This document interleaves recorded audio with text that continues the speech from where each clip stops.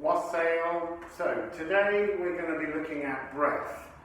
I spoke yesterday about how prana, this very slow moving energy, comes from my hands and my mouth when I'm doing a healing, and this is all created through breath. Breath is essential. Now, I operate a very different belief system on breath. I see it as having two halves.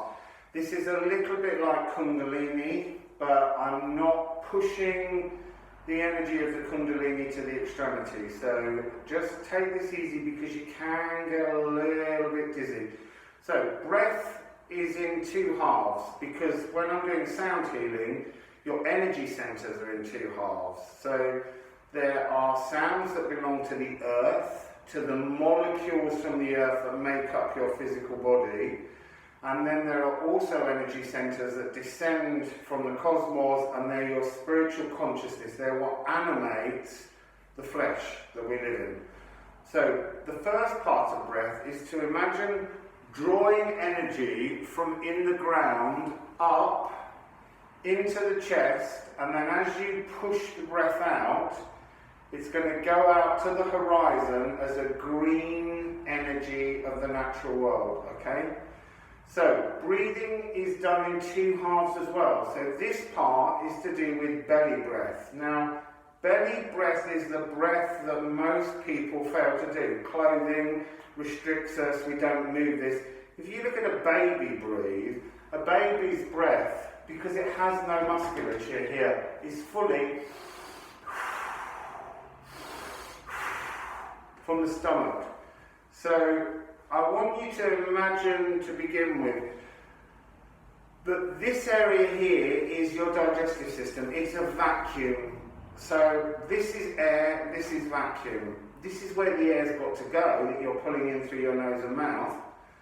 So if you push your stomach forwards, then your diaphragm has to go down to create inside the space to make room, to follow the vacuum. And this is how you pull air in. Now, when people don't breathe properly down here, the tendency is for their F natural world chakra to slide outside of their body.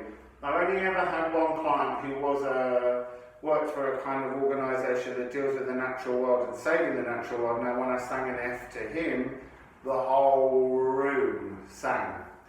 So we need to practice stomach breathing, and we're going to do that by pushing the stomach out to breathe in. So we take a breath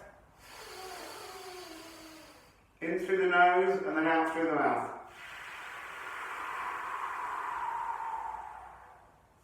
And again.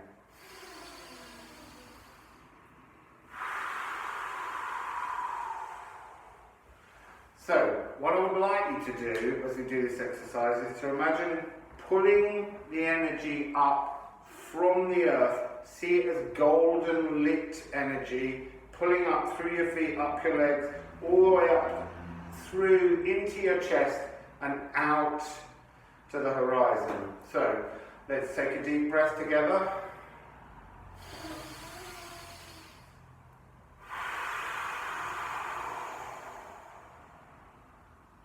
Pulling in again, and out.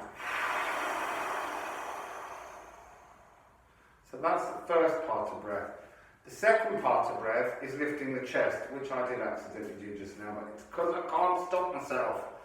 So, your energy of your spirit that animates you comes in from above. So, first of all, the stomach goes out. Then we engage the chest to lift.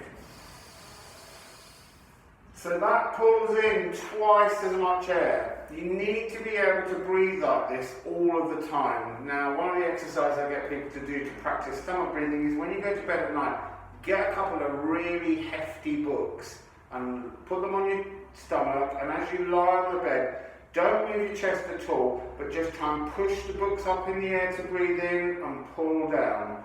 Push them up and then pull them back down. So, let's pull in air downwards and upwards at the same time. Now this downward, spirit conscious animation of what is your essence, that comes down through the crown, through the gateway of Horus, down into the chest, and this goes out to the horizon as pink energy. This is the higher heart chakra, not the lower heart chakra, the higher heart chakra. This is pink energy. This is the place, the great unstruck, where you love other people. And it's called the great unstruck because it's hard to keep it ringing. Because you meet someone and you just go, oh, I've got to stop that because I can't give them any love. So we need to learn to make these resonate better. So let's pull energy in both directions. So stomach out first, chest second. So here we go, taking a breath after 3. 1, 2, 3.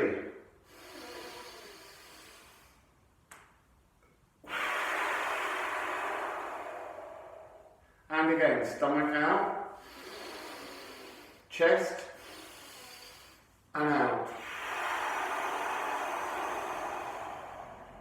Now, by concentrating our energy and pulling that focus in and out, this will activate your cells.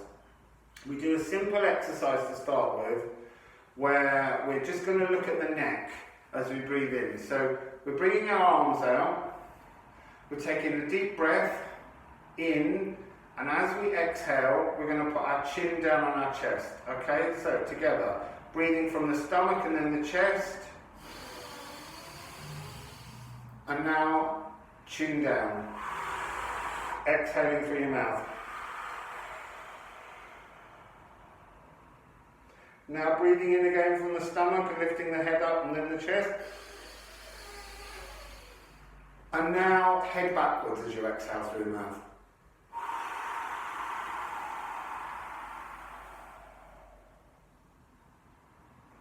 And now head up again as you breathe in, stomach out. Now ear to shoulder.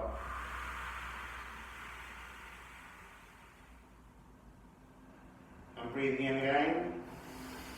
Stomach, chest, and now your head's up, now the other way, ear to shoulder.